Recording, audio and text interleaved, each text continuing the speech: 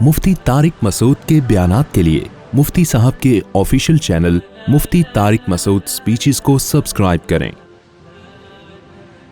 تو جناب پروفیسر غامدی صاحب سے بھی یہی مسئلہ ہوا ہے، انہوں نے رؤیا کے لفظ کو دیکھا کہ بھئی خواب کہا گیا ہے۔ بھائی صاحب رؤیا خواب کو نہیں کہتے، رؤیا کا منظر کو کہتے ہیں، رؤیت سے نکلا ہے رؤیت، کیونکہ خواب بھی ایک منظر ہوتا ہے، سین ہوتا ہے، اس لیے خواب پر بھی اس کا اطلاق کر دیا جاتا ہے۔ آپ کہتے ہو نا میں نے سوتے میں ایک سین دیکھا ہے، اب کو سین کا لفظ خواب کے لیے استعمال ہوا، لہذا جہاں بھی سین کا لفظ آ رہا ہے SCENE والا سین، سین شین والا سین نہیں بھائی۔ دوبارہ سے مثال دیتا ہوں، بور تو نہیں ہو رہے آپ لوگ کہ یار مفتی صاحب کیا علمی ٹیکنیکل باتیں لے کے بیٹھ گئے ہیں۔ دیکھو آپ نے خواب دیکھا سوتے میں،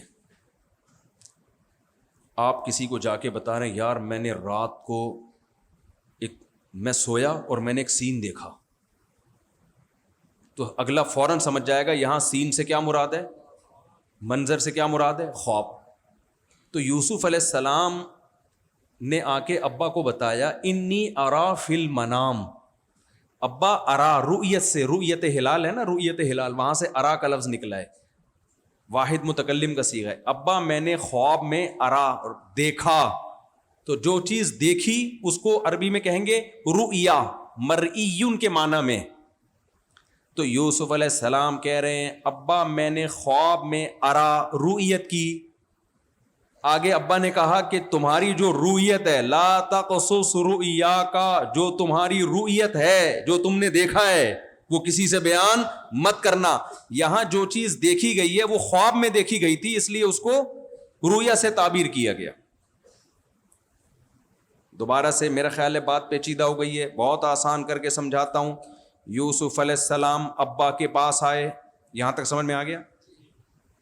ایک ایک اسٹیپ کر کے سمجھاؤں گا، ابھی بھی سمجھ میں نہ آئے نا تو پھر پولیس ہی آپ کو سمجھا سکتی ہے، کیونکہ علمی جب دلائل ہوتے ہیں نا تو بہت لوگوں کی مینٹل لیول پہ آ کے سمجھانا پڑتا ہے تو وہ سمجھتے ہیں۔ یوسف علیہ السلام، یہاں تک سمجھ میں آ گیا؟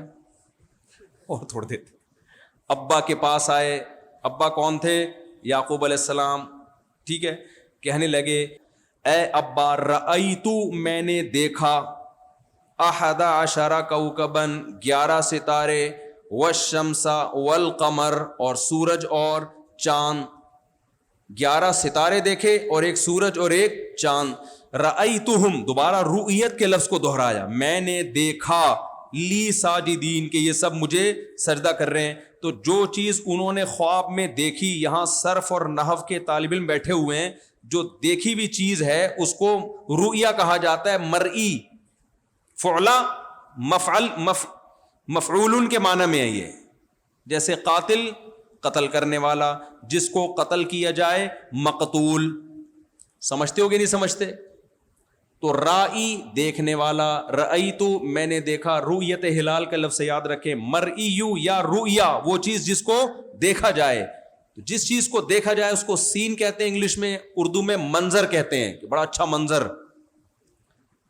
تو یہاں یعقوب علیہ السلام نے یوسف علیہ السلام کے سامنے رؤیا کا لفظ استعمال کیا کہ یوسف علیہ السلام نے خود بتایا کہ میں نے دیکھا ہے، تو جو دیکھی ہوئی چیز کو کس سے تعبیر کیا جائے گا؟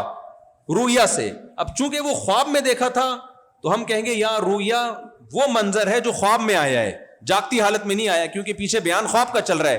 لیکن ہر جگہ اس سے خواب ہی مراد لے لینا، اس کی کوئی دلیل نہیں ہے۔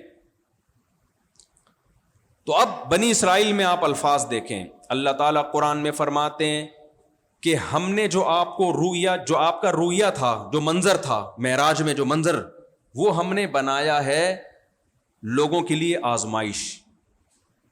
لوگوں کے لیے کیا بنائی؟ آزمائش۔ یہ آزمائش کا کیا مطلب ہے یہ میں ایکسپلین کر دیتا ہوں۔ جب بھی کوئی اچھمبے کی بات ہوتی ہے نا اور پیغمبر وہ دعویٰ کریں تو عوام کے لیے آزمائش ہوتی ہے کہ انکار کرتے ہو یا اقرار۔ خواب اچھمبے کی بات ہے، بولتے کیوں نہیں؟ اگر نبی بتاتے مجھے خواب آیا ہے تو یہ آزمائش بنتی لوگوں کے لیے۔ مشرکین کہتے آ گیا ہوگا بھائی، خواب میں کوئی آسمان پہ بھی جا سکتا ہے، خواب میں بیت المقدس بھی جا سکتا ہے، خواب میں پیغمبروں کی امامت بھی ہو سکتی ہے، خواب میں پہلا آسمان، دوسرا آسمان، تیسرا آسمان، چوتھا آسمان، سارے آسمانوں کی سیر ہو سکتی ہے. کیا خیال ہے بھائی؟ ابھی مجھے آج کسی نے میسج بھیجا کہ میں نے خواب میں عمرہ کیا ہے، تو اب میرا عمرے کا پروگرام بن رہا ہے اس خواب کی بیس پہ. میں نے کہا آپ کے پاس اگر ویسے عمرے کے پیسے ہیں، حالات ساتھ دے رہے ہیں، تو آپ عمرہ کریں، خواب کی بیس پہ آپ عمرہ نہ کریں. وجہ اس کی یہ کہ میں نے بہت سے لوگوں کو خواب میں 4 شادیاں کرتے ہوئے، لوگوں نے مجھے بتایا کہ ہم نے اپنے آپ کو خواب میں 4 شادیاں کرتے ہوئے دیکھا ہے. اس بیس پہ انہوں نے صبح 4 کا نام لیا اور ہڈی پسلی 1 ہو گئی. سمجھتے ہو گے نہیں سمجھتے؟ تو اس لیے اتنا زیادہ آج کل جو ہے نا اتنا زیادہ خواب کو، ٹھیک ہے اس کی بھی ایک حقیقت ہے، حدیث میں آتا ہے کہ جو نیک خواب ہے، رؤیا کا اطلاق بہت دفعہ خواب پر ہوتا ہے، اس کا ہم انکار نہیں کرتے، لیکن ہمیشہ کہہ لینا یہ ٹھیک نہیں. میں یہ علمی بات کو ختم جلدی کر رہا ہوں تاکہ آگے ٹاپک پہ ہم آئیں. تو اب دیکھو اللہ تعالیٰ کہہ رہے ہیں کہ اے نبی ہم نے آپ کے جو رؤیا ہے نا، رؤیا اس خواب، 3 قرینے ہیں جس سے پتہ چلتا ہے کہ یہاں خواب مراد نہیں ہے. پہلا، ہم نے اس کو آزمائش بنایا. خواب کبھی بھی آزمائش نہیں بنتا. مشرکین کے لیے ماننا آسان تھا، بھائی آ گیا ہوگا خواب. یہ آزمائش جب ہی ہے کہ جاگتی حالت میں آپ یہ دعویٰ کریں کہ ہوا ہے. تو مشرکین کے یہ ممکن نہیں ہے کہ سیکنڈوں میں جا کے کوئی 7ویں آسمان کی سیر کر کے آ جائے اور بیت المقدس بھی جائے. تبھی حضرت ابو بکر نے فوراً مانا اور یہ چیز حضرت ابو بکر کی فضیلت کا ذریعہ بن گئی. دوسری دلیل قرآن کہہ رہا ہے وما جعلنا الرؤيا التي اريناك الا فتنة للناس والشجرة الملعونة في القرآن. فرمایا ہم نے جو زقوم کا ملعون درخت ہے جس کو ہم نے جہنم میں پیدا کیا، اس کو بھی ہم نے آزمائش بنائے لوگوں کے لیے. وجہ کیا تھی؟ جیسے مشرکین نے نبی کی معراج کا انکار کیا کہ یہ عقلی طور پر ممکن نہیں ہے، اسی طرح جب قرآن نے کہا کہ جہنم میں ایک درخت ہوگا انتہائی کڑوا، تو مشرکین نے کہا ایک طرف آپ کہتے ہو جہنم میں آگ ہے، تو درخت کبھی بھی آگ میں اگ نہیں سکتا. تو اللہ کہتے ہیں معراج بھی آزمائش اور زقوم کا درخت بھی آزمائش. تو وہ درخت خواب میں اگا ہوا ہے، یہ جہنم میں سچی مچی میں اگا ہوا ہے. اگر خواب میں اگا ہوا ہوتا نا وہ درخت، تو مشرکین کے لیے اس کو ماننا آسان تھا. خواب میں ایسا ہو سکتا ہے، خواب میں آگ اور پانی جمع ہو سکتے ہیں. تو جیسے وہ درخت سچی مچی میں اگا ہوا تھا، بھائی اگا ہوا ہے ابھی بھی جہنم میں. تو اللہ نے کہا میری قدرت ہے کہ جو خدا پانی میں درخت پیدا کر سکتا ہے، مٹی میں پیدا کر سکتا ہے، وہ آگ میں بھی پیدا کر سکتا ہے. تو یہ تو تمہاری آزمائش ہے کہ تم خدا کی قدرت کو مانتے ہو کہ نہیں مانتے. تو اللہ نے اس درخت کا تذکرہ اور معراج کا تذکرہ ایک ساتھ کیا. اس سے پتہ چلتا ہے نہ وہ خواب میں اور نہ یہ خواب میں. یہ 2 دلائل ہو گئے کہ نبی کی جو معراج تھی جسم کے ساتھ تھی. تیسری دلیل سب سے خاندانی، وہ دلیل کیا ہے؟ اس سورت کو اللہ نے شروع کیسے کیا؟ سبحان الذی اسری بعبدہ لیلا من المسجد الحرام الی المسجد الاقصی. ہر عیب سے پاک ہے وہ ذات. اللہ نے سبحان اللہ سے پہلے اپنی تعریف کی کہ جو اپنے بندے کو رات کے تھوڑے سے حصے میں مسجد حرام سے مسجد اقصی کی طرف لے گیا. اگر یہ خواب میں ہوتا نا تو اللہ اپنی تعریف میں خود اپنے لیے سبحان اللہ نہ کہتا. کسی کو خواب میں 4 شادیاں ہم کہتے ہیں سبحان اللہ، بھائی 8 بھی آ سکتی ہیں خواب میں.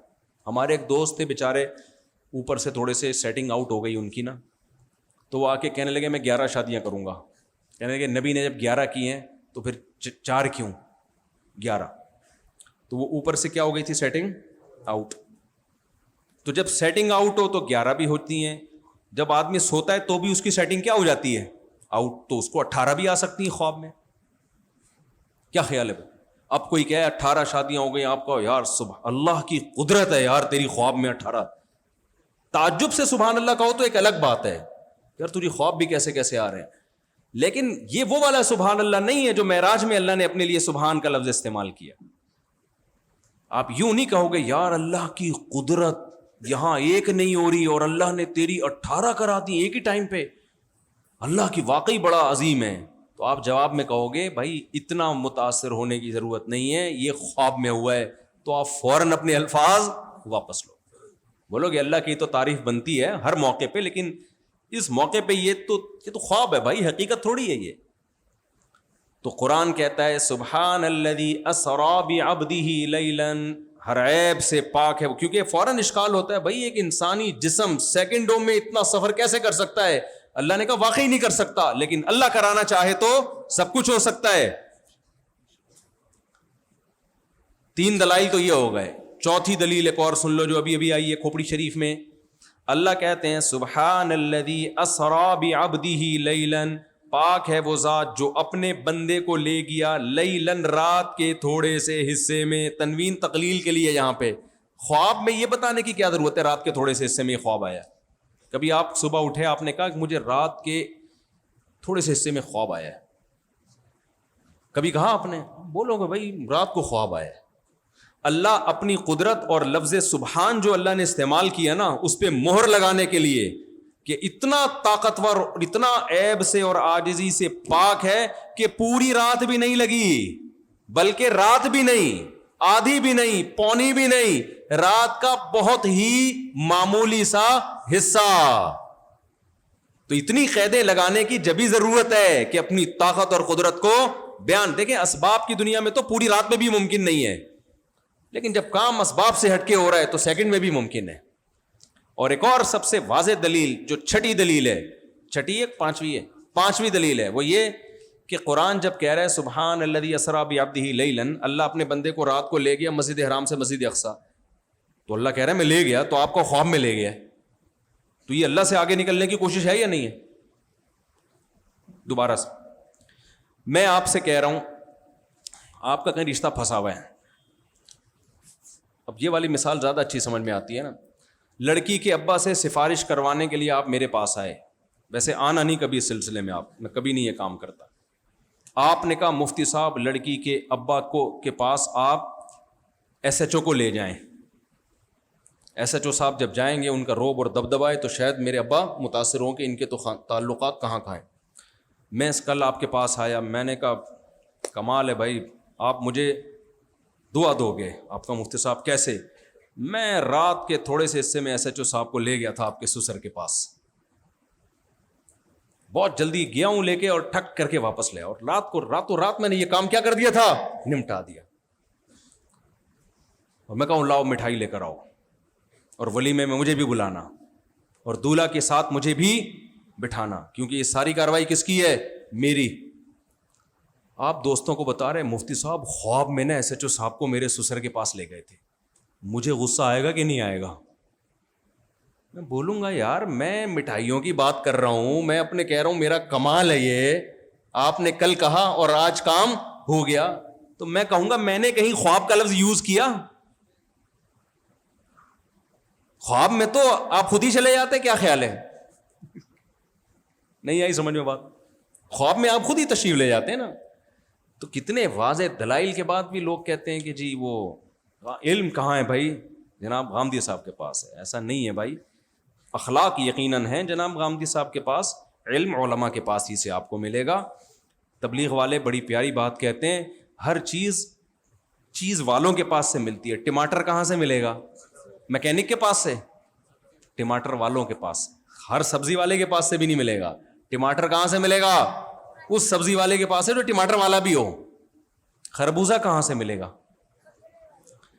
سائنسدانوں کے پاس سے نا بھائی. خربوزہ آپ کو پتہ نہیں ہے سائنسدانوں کے پاس سے ملتا ہے، آپ کو پتہ ہی نہیں ہے.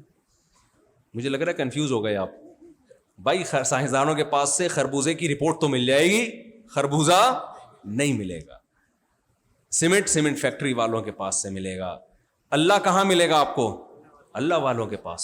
حکیم اختر صاحب رحمہ اللہ فرمایا کرتے تھے اللہ ان کے پاس سے ملے گا جن کے دل میں اللہ ہے. جس کا دل خود اللہ سے خالی ہے وہاں سے اللہ نہیں ملے گا آپ کو بھائی. الرحمن فاسأل به خبیرا، سورہ فرقان میں اللہ کہتے ہیں رحمان کے بارے میں تمہیں معلومات چاہیے باخبر سے پوچھو جو خود رحمان کو جانتا ہو. تو اسی طرح علم علماء سے ملے گا میرے بھائی، جو پراپر وے میں علم حاصل کیا ہو، جنہوں نے عالم بنے ہوں.